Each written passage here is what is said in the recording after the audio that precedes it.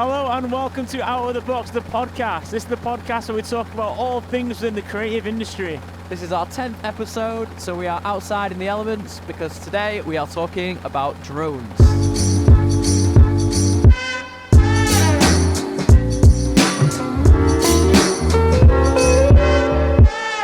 Hello everyone and welcome back to Out of the Box, the podcast. We thought we'd mix it up today because it is episode 10 of Out of the Box. So firstly, I just want to thank everyone for joining us for the first 10 episodes, or first 9 episodes. It's the third day of spring today. It is. So let's get outside, and we're only a few days away from late nights again. So late nights? Light nights. So we thought we'd get outside and see how long we can embrace the last few days of brisk cold. Yeah, it is cold, it is windy, but we're gonna power through.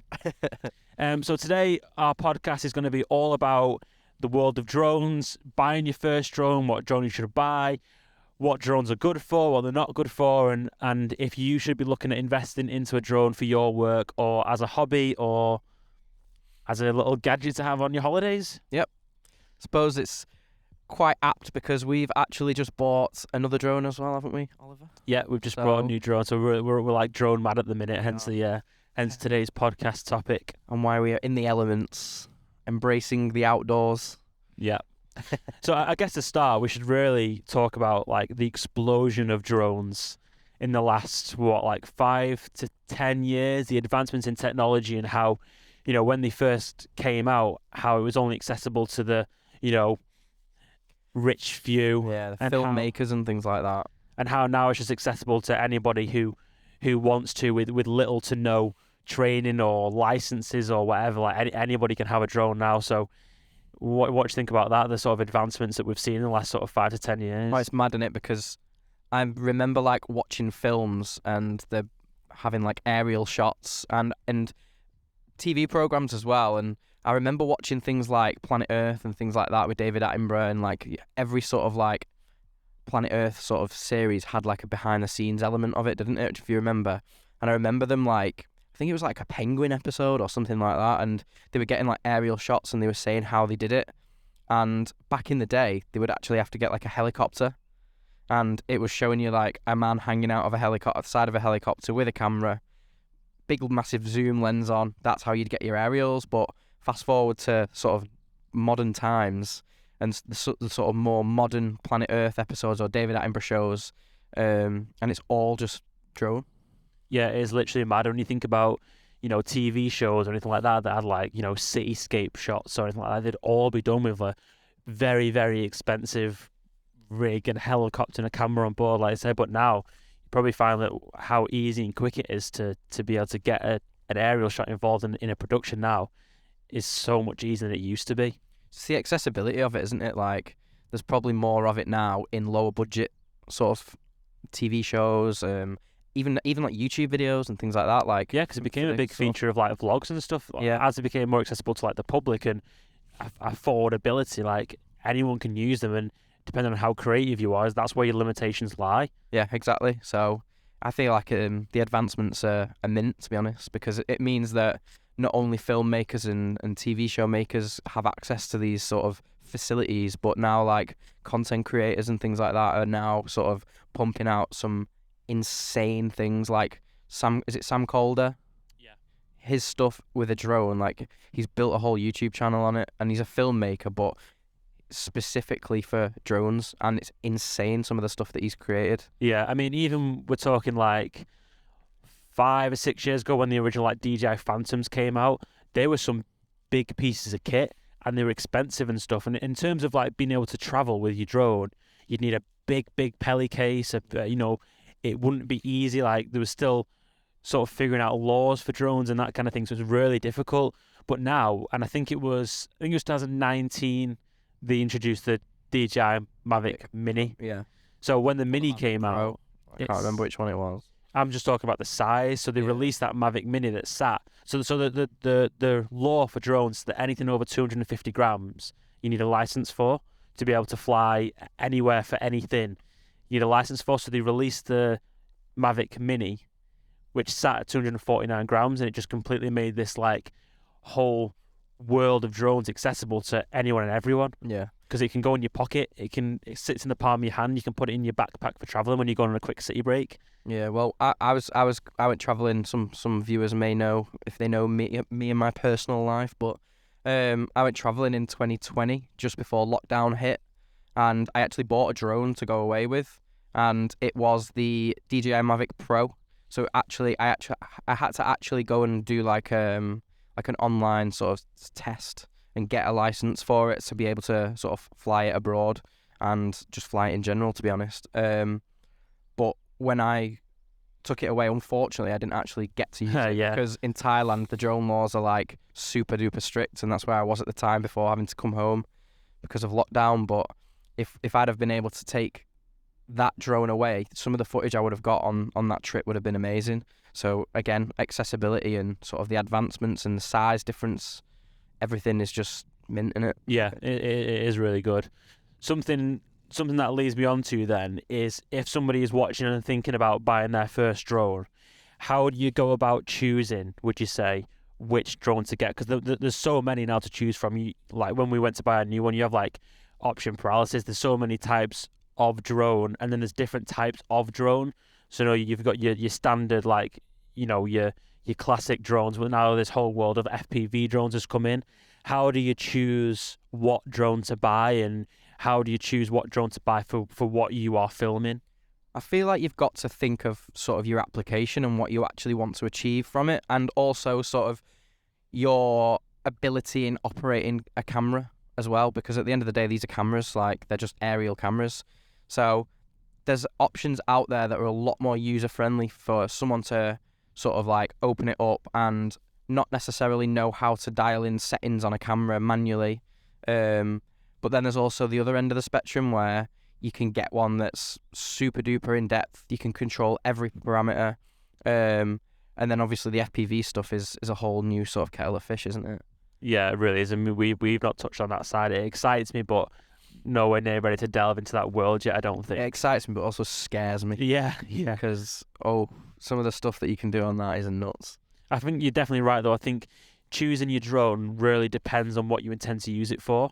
If you're somebody who likes creating, travel videos, maybe have a YouTube channel of, your day-to-day, and you want an extra piece of kit that's not going to be a huge role in your work, but an extra shot that you can throw in, you enjoy it when you travel and stuff, the whole Mavic Mini range is like an amazing product from DJI, isn't it? Yeah, it's insane. Yeah, something that you don't need a license for. You can pick up very, very easy. Like the controls are so intuitive, and working the camera and flying the drone is very, very simple, whilst getting a very, very strong image out of your camera. Yeah, there's not much. There's not as much that can go wrong with one of them, I don't think. So for sort of like just the hobbyist, enthusiast sort of people that, like you say, want to just get like a quick capture, then I definitely agree with you in saying that that's the one. It also depends on. So for our situation, we bought the Mavic Mini, but then we wanted to start incorporating drone work into our commercial work, and then straight away we hit a limitation. So we felt ourselves buying twice. Yeah. Because then we were in a situation where we didn't sort of plan ahead, and the Mavic Mini wasn't sort of up to the task of some of the stuff we were filming, especially when we were filming our GB Ultras, like up in the mountains and stuff. It was competing with the wind not very well. Yeah. Sometimes the quality didn't let us down, but we felt like we could wanted a little bit more out of our camera to match with our on the ground camera. Yeah. So matching the two cameras, it sort of did both sides an injustice. So in that sense, if you're looking as a videographer or cinematographer who wants to incorporate more drone work into your work, the Mavic Mini is a very good starting point, but you're probably looking more like the Mavic Air and Mavic Pro line of the drones, because then that's where you start to get into real commercial drones. Yeah, the Mavic Air is also a really cool option because it's sort of like a middle ground between the sort of Mini and the Pro. It's like you're not a hobbyist because you're wanting something a little bit more than that, but you're also not at the stage where you feel like you need absolutely everything, and all of like, I mean, some of them have like LiDAR. I'm pretty sure that one of them has a LiDAR scanner on it and stuff like that. Like, some people just don't need that. Yeah. So sometimes it's easy to be like, see the one above the one you're looking at and be like, oh, That's interesting, but you just got to think of what you really need. Especially at the price points as well. There's quite a big difference, I believe, between the Air and the Pro. Like, there's a bit of a step. Yeah. But the other thing to think about as well is the licensing you need to fly your drone. So like we said with the Mavic Mini, I think it's encouraged for you to take, to register your drone, to take an online test to make sure you understand all the safety and stuff, which is obviously really, really important, because you see videos online now with drones being so accessible that they put drones at wherever they want, they break laws, they put people at risk and stuff. That's like the one thing you've got to avoid at all costs. Yeah. So even when you're buying the ones you don't need a license for, it's probably important to make sure you take the right steps to make sure you're comfortable and competent and putting everyone's safety at first. When you move into the bigger drones, the downside is that you do need to start then paying for licenses, paying for a commercial license if you're going to charge people for your drone work. So getting into the bigger drones, you have to weigh up, is it worth those added steps? Yeah, definitely, yeah. Obviously for us, the answer is yes, because we charge for our drone work, but like I say again, if you're just using it as a hobby for a hobbyist and you're not really sort of like, you're not using your drone to like sort of sell your footage and you're just using it for yourself, maybe you're just wanting to create like you say, another shot for your YouTube video of your trip that you've been on, then obviously you're probably better off going for the Mavic Minis, where you don't actually need licensing or anything like that to fly. So a couple of I've looked at a few frequently asked questions about flying drones, and one of mine on here is, how do you know where you can and can't fly your drone? I'm pretty sure it comes up on DJI's app, doesn't it? Yeah, so that's quite a question where you're sometimes worried of where you can and can't fly. But when you open your DJI app now, which for us, we have the controller with the app pre-built in, you don't need to use your phone anymore, you have different types of restrictions. So if you're in a green zone, you can fly it anywhere, yeah, full stop, you're fine. I think yellow is a restriction of up to a certain amount of meters. Yeah. Where you can fly it, but with certain restrictions on height, and I think it's just height. Yeah. And then a red zone where your drone knows that it physically isn't allowed to. Literally won't let you take it off. No. So some examples around us in the northwest, places like Formy Beach, you can't take it up. Places where there's a flight path above you, prisons and things like prisons, that. Airports, football stadiums. Yeah. So those places that you'd need like special access to be able to fly your drone. So the general rule is that you follow what's on your app, and again, just fly with caution and fly with common sense, really. Yeah. We've had drones now for the last 3 years. We've recently got to a point with our drone where we're like, right, this is a huge part of our kit now that we'll try and use for as much as we can.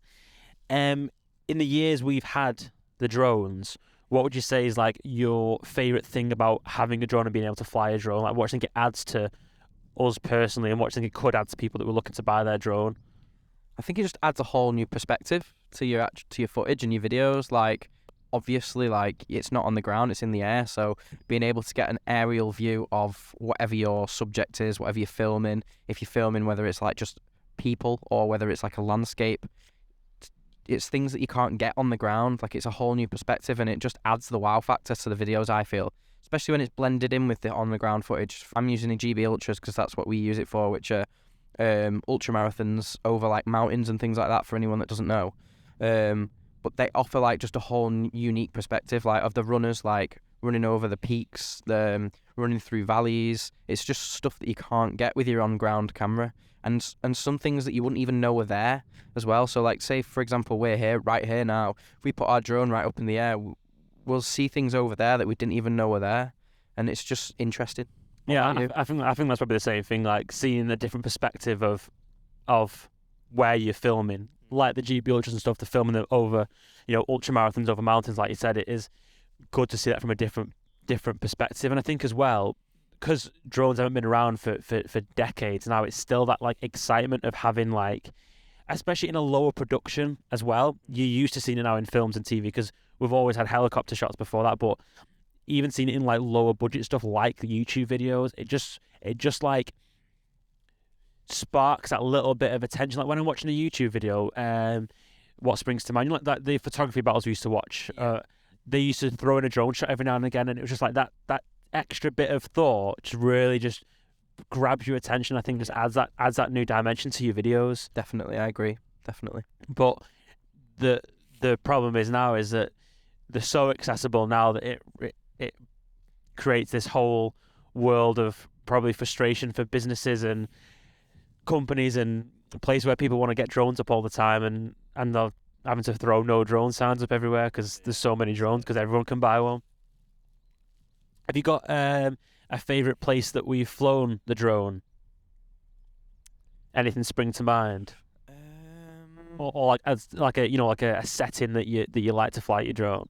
I mean, the cliffs, and we've filmed at the Lake District before on that walk that we did. What was it called again? What's it called? Black Moss Park. Black Moss Park, yeah. That was quite impressive because it's through sort of a valley with like mountain sides either side of you. So that's really cool. I enjoyed that. But apart from that, the GV Ultras are just mint because you get to see so many locations on them. Because some of them are like 100-mile runs, so you're in like you're 100 miles away from where you started. So what you see between mile 1 and mile 100 can be vastly different. And when you can get it up over the duration of that race, some of the things you can see on them are sick. Like, it's so cool. Like, we were unfortunate with the Scotland one because it was like the weather was piss poor, literally. Yeah. So we couldn't get the drone up as much as we really liked. But if we'd have been able to get it up there, it would have been perfect because there was so much sort of like scenic scenery. Scenic scenery. No, I agree. Like, obviously there are negatives to flying the drones and frustrations with flying the drones. Like, your battery sometimes is quite short. If the weather's not there and you've really planned around flying your drone, you're facing a challenge straight away. Yeah. But when you do get it up and you do get the opportunity to get it up, it does add such like a strong dimension. Like you say, flying it around like the mountains in the Lake District, or over the lakes and stuff like that. Like, seeing that and incorporating that into videos is just so good. I feel like the rain is the most annoying thing because some of the shots that you'd be able to get on it, even though it's raining, if the camera was waterproof and things like that, would be insane. So DJI, if you're listening to this podcast, create a waterproof drone because that would be sick. That would be good. Something that just links back to what we were saying before about the accessibility and stuff. Another question that was on like the frequently asked questions are if drones are hard to fly, in terms of forgetting about the camera for now and working the camera up there, just to use as a physical, flying like object. A remote control. Yeah. Is it difficult to get your head around? Absolutely not. If anyone's ever played a video game, it is literally the same. That's how I look at it. Like, both me and Ollie use different controls, funnily enough. But the way I have it set up when I fly it is I have it set up like a PlayStation remote. So you literally fly it like you push your left analog stick forward if you want to go forward. Your right one is your directional one. I think you have it flipped, don't you? Yeah. It's reverse. I think you have it flipped. No, you have it flipped. I think you have it flipped, but then at least you can have it to your own preference. Mine's a PlayStation remote though, so therefore yours is flipped. Well, mine's not a PlayStation, it's a drone remote, that's why. But anyone that's played PlayStation before and want to know if it's easy to fly, yes. And even if you've not played PlayStation before, it's not hard to get your head around. It's very easy. It is intuitive, like, it's daunting and it's scary. Like, you always make me laugh when I'm flying the drone and I can always see you over my shoulder like, watch that. Because it is daunting. It is a bit scary to have something, one, so expensive, 100 meters above you. But the thing is now, there's so many safety features that it's hard to go wrong, really, as long as you're not stupid. Yeah. It's hard to go wrong because you've got, like, the drone we've bought has got obstacle avoidance on the top, the bottom, the front and the back, and it physically won't let you crash it into, thin wires and stuff. It's going to miss, flying it over power lines.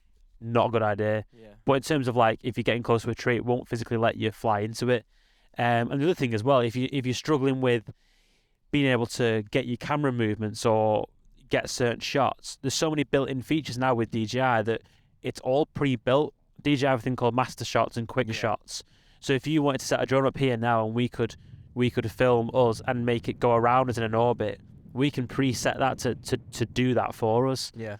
While we're talking here, that they're getting smarter and smarter and smarter, and as the technology advances, I'm scared to think about what you'll be able to do with them soon. Yeah, with them power shots, you can literally just highlight your subject and it does its thing. Like, you can either have it like, there's things called dronies, which is basically just like a pullback, isn't it? Yeah, There's miles. and I mean, the battery life on our new Mavic 3 Classic is like, it's that's under controlled environment, but it's like up to 46 minutes. That's ridiculous. Yeah, it's mint compared to that DJI Mavic Pro that we had, which you'd probably top it at like 15-20 minutes. Yeah. Really. So that it just takes the pressure off, and it's scary how to think sort of going forward where we're going to end up in, say, another 10 years, because if we're already getting that out of it now, we might look back in 10, like our future selves might look back at this conversation thinking, bloody hell, they're actually a load of shite compared to what they are now. Yeah. Which I hope they are. It's the same with anything though, isn't it? Yeah. At the time when like the PlayStation 1 came out, people were probably thinking, how on earth does it get better than this? Exactly. How does it, I mean, me and you were on the walk over here, we were talking about the advancements in Unreal Engine and the way gaming's moving now. Like, if you thought when the PS1 came on, the PS2, I was playing Simpsons Hit and Run thinking, right, this is the absolute pinnacle of gaming. Yeah. And it's insane now. It's absolutely incredible. So it's exciting to think where we are going to be in another 10 years. Yeah. That battery life might have made it to an hour. Yeah. Yeah. Another bit that I thought we'd bring up is, so in terms of getting nice shots and working your drone into footage, I just thought we'd do a little section on our top tips for flying the drone. If you've got any that you think that you've picked up over the years and stuff, any top tips that you think would be useful to someone who's maybe competent at flying the drone or maybe just starting. I think the biggest one, and I need to take my own advice for this, is just confidence and trying your best not to be scared about flying it and taking it further away than what you think you're able to. Because a lot of the time I think, if it's coming up at the bottom saying like, oh, it's 120 meters high, and I'm like, oh, it's a bit daunting, that. And it's not even the height for me. It's not the height for me. It's the distance. And I mean, we were talking the other day how we saw a TikTok, and there's a guy there that flew it to a cruise ship which was 5 kilometers away from the shore of where he was on a beach. And I mean, if he can do it, then that is what is capable of doing. They do say that you're meant to keep it within like an eye line sort of sight, aren't they? So if we're putting our sensible heads on here, like, make sure that if anyone's flying, fly with responsibility and do that. But the capabilities of the actual drones are insane. And if you're after a shot, then I feel like confidence is key. I think that's probably a massive one I'd agree with. That's one I've got written down from my side as well. It's something that clicked for me. And having the Mavic Mini didn't really help, because a lot of the time it wouldn't feel windy and it'd be quite a calm day, and you'd get warnings on your controller which don't always help. And like you say, you're flying it far away and you start to get a bit worried about, it's money in the air at the end of the day. Yeah.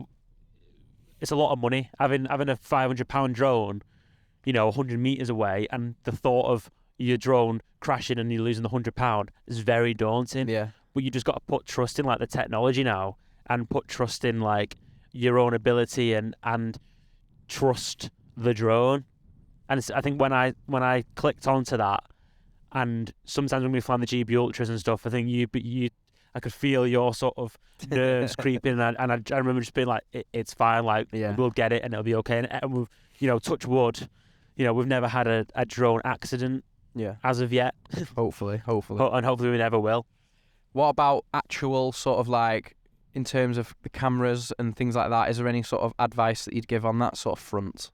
My biggest one in terms of getting a good camera shots is just to keep it simple. Yeah. I think sometimes the thought of like how complex a drone might feel, the shots you can get with next to no overthinking are so easy to get. Like, one of my drone shots I use the most is just to push forward. Yeah. And all it is for me is on the right analog stick is just slowly pushing forward.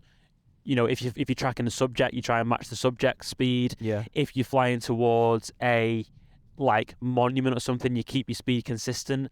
And as long as you're keeping it simple and keeping it gradual, the shot is enough just to push forward. Yeah, I suppose if you get more confident and more competent with it, then you can sort of introduce in sort of the panner and stuff like that to track if you're tracking a subject, maybe. But like you say, like, them kind of shots and keeping it simple are really effective. Yeah, I mean, even as someone who has flown drones for a while now, and I feel confident with more complex drone movements. I would always lean towards the simplest stuff because you're going to get a stronger shot first time. You don't have that much time in the air to get the perfect shot. You can still be creative whilst being simple. So, like us on the mountainside, looking out, we start behind the edge of the cliff and fly over the subjects and stuff, and that's enough, and it adds a huge dimension without adding too much stress to the actual drone shot. Sometimes like a pull back or a pull forward, like to actually reveal your subject is really effective as well. Like, so for example, like if there's runners on a side of a mountain, start on the other side, and as you fly over it, you're slowly sort of revealing runners going past or your subject. And all that is pulling back. Just the opposite. It's dead simple. Yeah, it's cool. And another thing that there's a tip in terms of like flying your drone would always be to like start your maneuver further back and press record, and don't stop recording until a little bit after. So like if we're tracking a subject now, I'll take it further back and press record, fly over, and then that's when I know I'm going to cut on my edit. I wouldn't fly for your edit, because the amount of times I've got back to my computer and been like, why have I cut that short? I need like an extra 5 seconds, and I've thought to myself when flying it, oh, okay, got it, stop recording and fly back. I'd say do your maneuvers longer, because when you get into the edit, the time doesn't transfer as well, and you end up starting your maneuver too early and you record too early, or cutting yourself off too early, and you've just shot yourself in the foot for no reason. So something that I think everyone needs to get their head around before starting to fly drones, and it's maybe the bit of the boring, sensible bit, but it's probably the safety around them. I think there's a lot of misconceptions online about when they see people flying drones, and people can be probably fairly irresponsible with them because they're so accessible now. But there's really good courses online, and I think the one I did was like £10, and it covered you for a year, and all it was a quick like e-course online, and it's just covered the basics of your drone safety. Make sure you're 50 meters away from people before you start flying your drone. You can't fly it less than 50 meters above people. Things like that just help you feel more confident. Because if you're flying your drone thinking, am I breaking any rules here? I'm going to get in trouble for this. You're not going to concentrate on what's important, which is your shot. Yeah. Whereas if you've done a bit of research and gone through that boring, 20-minute course, then you've got your drone code and your license number on your drone. Even if it's the drones you don't need a license for, I'd still recommend it. Yeah, you got your number on your drone, your number on your controller, and you can fly with confidence then, knowing that you're not doing anything wrong. Especially, and I feel like if you don't do that and you risk not doing it, then when you're flying it, you're always going to be on edge in case someone comes over to you and confronts you about it. So make sure you do it, because you don't want anything to compromise your shot, do you? Like, you don't want a police officer coming around and saying, "Hi, can I see your license, please, for that?" Yeah, I mean that's never happened to us, but I can fly knowing that if it does happen, you don't know. Say if you were flying it abroad in a different country, though, you don't know what these authorities are like. Like, I know when I was going to Thailand, like, they are super strict, which is why I just didn't bother flying it. Like, you're not allowed to fly above Buddha's head, and there's this whole like religious rules surrounding them and everything. So if you're planning on flying it abroad, I'd also do your research there as well. So like, say if you're on a trip and you're buying it for going getting some cool shots on your holiday, I'd do your research before buying and before taking your drone, just in case, because there's places and countries where you're just not allowed to fly them at all. There's religious things, like I say, that's surrounding the rules. There's all kinds of different rules surrounded in different countries. So if we're saying specific to the UK now, like, they're the rules that you need to follow. Yeah. Yes. That was a very, very sensible couple of minutes of the podcast there. See, we are responsible drone pilots. So if anyone sees us out about DJI, this is not sponsored by DJI. Oh yeah, all we spoke about is DJI drones, and we're not sponsored.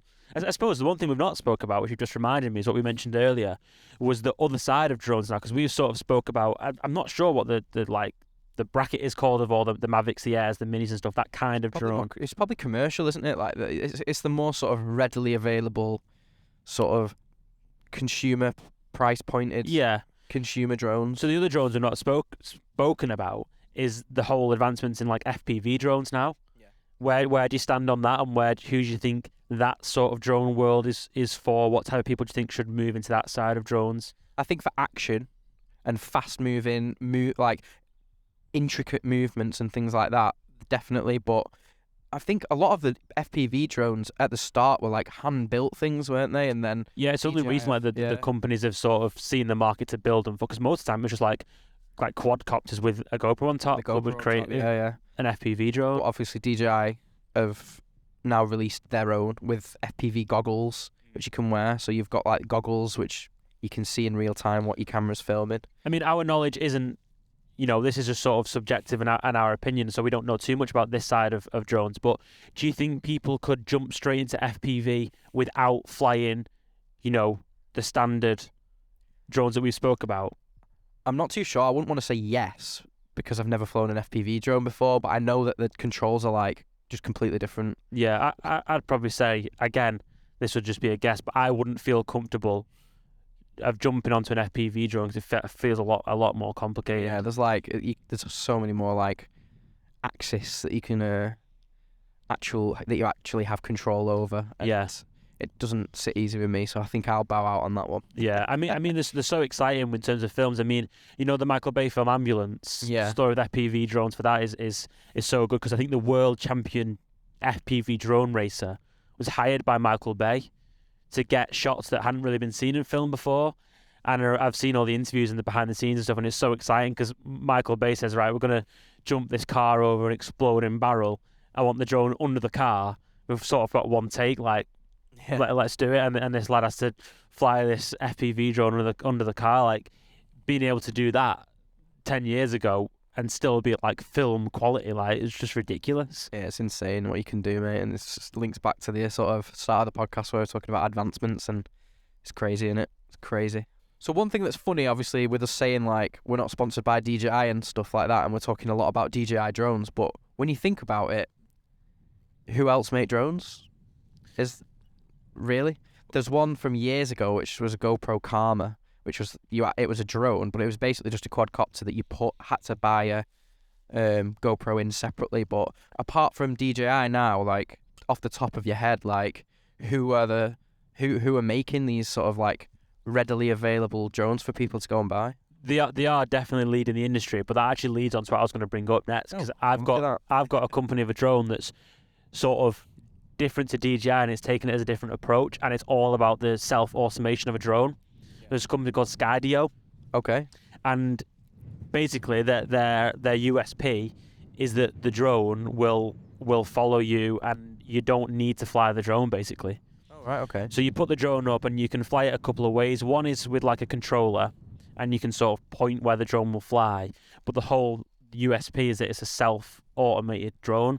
So you start the drone in the air, and it's really good for runners, maybe like cross-rally, like cyclists, cross-country cyclists, all that kind of stuff.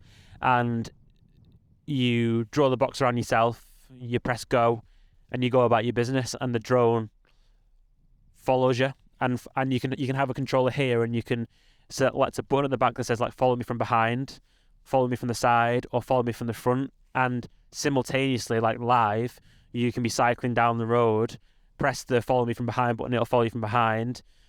Press the front, follow you from the front, and while avoiding any obstacles in its way, so over there's trees, it would fly around the side of you, up over the trees, and then come to the front of you.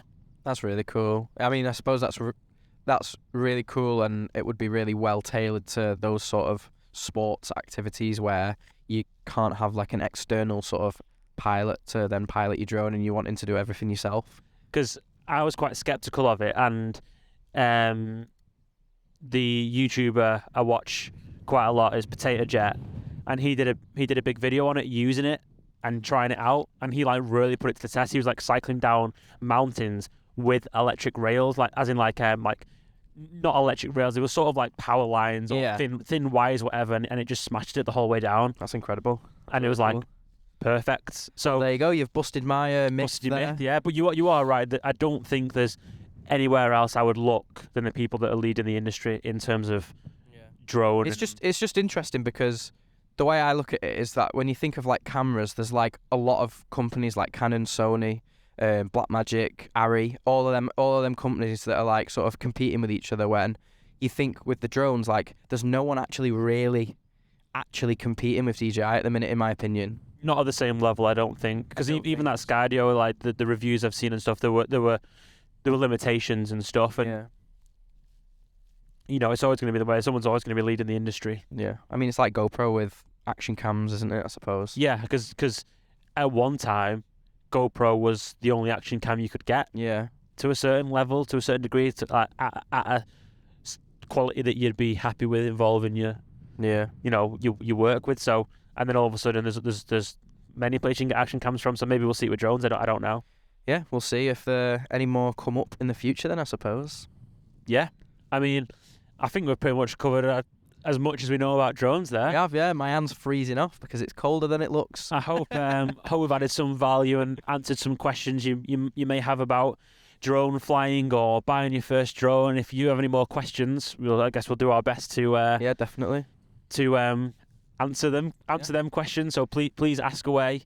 And as always, thank you very much for joining us for the podcast. We've enjoyed our first 10 episodes. Yeah, let us know in the comments if it was worth us sitting freezing our tits off. Yeah. Ollie's great idea of doing a podcast outside. Leave a comment. Here's the next 10 episodes, I guess, and then the 10 after that. Maybe we'll do something different for every 10th episode. Maybe. Or maybe this has been an absolute write-off because I'm freezing. I know, I'm shivering here. It was warmer before. That sun's gone right down since we've been filming. I've also got no idea what this sounds or looks like. Yeah, exactly. Yeah. So this sounds terrible and looks terrible. We won't be doing this again.